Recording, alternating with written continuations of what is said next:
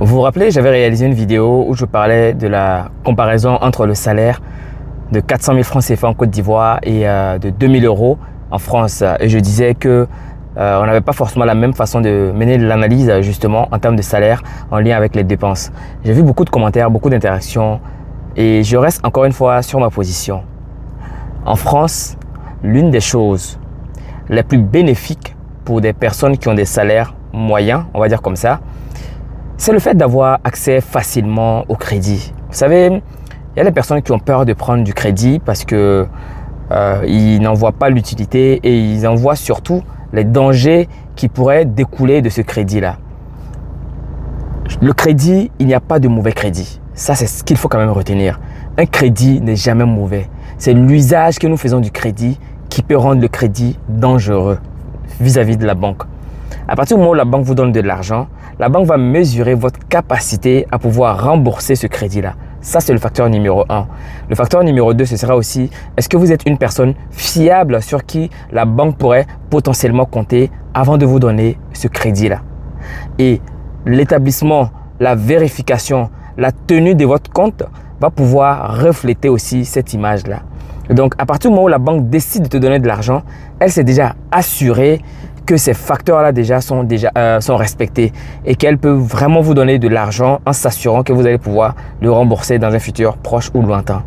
Et donc, pour les personnes de la diaspora, lorsque vous travaillez, vous avez un CDI de préférence, la banque ne va en aucun cas hésiter à vous donner de l'argent. Et cet argent-là, ce sera à vous maintenant d'en faire bon usage. Moi-même, j'ai déjà pris du crédit à la banque pour réaliser des choses que j'ai voulu réaliser. Par exemple, et j'ai fini de rembourser mes crédits. Je vais dire, avant de prendre du crédit à la banque, vous aussi, vous devez vous assurer que vous avez cette capacité-là à réinvestir ce crédit dans un projet qui va vous être rentable. C'est-à-dire qu'un projet qui va à minima pouvoir vous rembourser les mensualités que vous allez donner à la banque. Admettons que la banque vous donne 10 000 euros et que vous allez rembourser 250 euros par mois. Assurez-vous que dans le projet dans lequel vous allez investir les 10 000 euros, ce projet-là pourra au moins vous rapporter 250 euros par mois. Comme ça, déjà, lorsque vous encaissez les bénéfices ou les chiffres d'affaires après toutes les dépenses, il faut que vous ayez encore 250 euros pour pouvoir reverser tous les mois à la banque. Au bout d'un certain nombre d'années, peut-être sur 2-3 ans, vous remboursez l'argent de la banque, votre business va quand même continuer à tourner. C'est-à-dire vous allez avoir de la génération de 250 euros tous les mois qui vont partir dans votre poche. Ce qui est intéressant avec ça, c'est que vous allez pouvoir répéter l'opération avec la banque. La prochaine fois, quand vous allez partir voir la banque, vous allez lui dire que vous voulez 20 000 euros ou 30 000 euros. La banque ne va pas du tout hésiter à vous donner de l'argent parce que vous avez prouvé que vous avez cette capacité-là à rembourser et que vous êtes un client sur qui elle peut compter. C'est ça qui était dans le sens même de mon message que j'ai véhiculé. Alors, je reste sur ma position. Moi, aujourd'hui, si j'ai besoin d'un crédit de 10, 20, 30 000 euros auprès de la banque ne va pas du tout hésiter à me donner.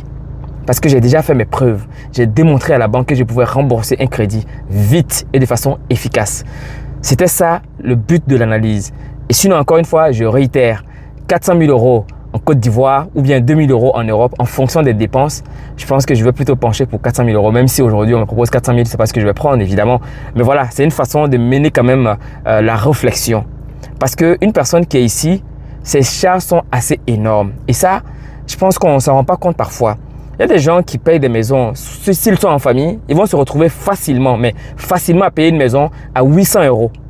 Imaginez sur un salaire de 2000 euros, vous donnez en loyer uniquement 800 euros. C'est-à-dire que vous avez presque la moitié de votre salaire qui va dans le loyer. Le reste là, ça va être les transports, l'alimentation. Si vous êtes une famille, vous allez être autour de 600 euros. On peut faire le calcul, vous allez voir qu'à la fin, le gars pour économiser même 300 euros le mois, c'est compliqué. Et ça, c'est la triste réalité. Ça, c'est ce que je dis en fait. C'est la triste réalité. Les gens vont prendre 2000 euros et à la fin, ils seront même incapables d'économiser 300 euros par mois. C'est pour ça, il y a des gens qui ne veulent pas de femmes qui ne travaillent pas. Et je les comprends. Parce qu'ici, un salaire ne suffit jamais. Parce que l'homme, si il s'occupe de toutes les dépenses, en fait, vous n'allez jamais réaliser des projets. Et Voilà, désolé mes sœurs, mais en fait, c'est pas contre vous. Les femmes qui disent non, mais l'homme doit s'occuper de tout à la maison. Je suis vraiment désolé. En Europe, ici, ça marche pas en fait. Ça ne marche pas parce qu'à un moment donné, ce que ça va créer, ça va être des conflits dans le couple, malheureusement. Beaucoup de personnes ne disent pas la vérité, qui sont liées qui sont en lien avec les séparations qui subviennent dans leur couple. À un moment donné, le monsieur ne pourra pas tout gérer et ça, il faut se le dire. La vie coûte très très cher ici. Un seul salaire ne suffit pas. Il faut qu'on aille travailler, ramener de l'argent dans le foyer et on utilise l'argent pour nous. Ça, c'est le but même du foyer. Maintenant, si vous commencez à mettre toutes les charges sur une seule personne, ce dernier-là ne pourra même pas faire d'économie. Et si vous, en tant que femme par exemple, vous utilisez votre argent parce que c'est votre argent à vous, ce n'est pas l'argent du couple, mais en fait, ça ne marche pas. Vous allez commencer à construire des immeubles partout et le monsieur sera là en train de galérer pour nourrir la famille. Voilà, vous voyez, c'est un débat qu'on pourra faire si vous voulez. On pourra même faire des lives pour essayer d'en discuter.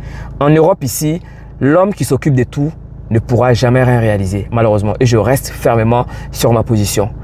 On en débat en commentaire. Dites-moi ce que vous en pensez aussi pour pouvoir potentiellement tourner des vidéos dans ce sens-là, mais aussi de pouvoir faire un débat si vous voulez lors d'un live où je pourrais faire monter des gens dans un panel et on pourra vraiment échanger sur ce sujet-là. C'est la réalité européenne dont je vous parle. Je connais la réalité ivoirienne ou africaine, on va dire comme ça dans le plan global du terme. Je connais aussi la réalité européenne. Donc, je pense être quand même un petit peu mieux placé pour aborder ces deux sujets-là. Il y a des choses qui marchent encore, voilà, pour l'instant, en Afrique ou en Côte d'Ivoire, qui aujourd'hui en Europe ne marchent pas en fait.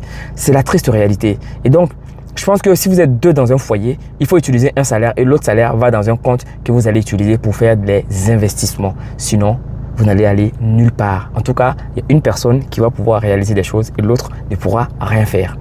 Voilà ce que je vais partager avec vous aujourd'hui. Qu'en pensez-vous ?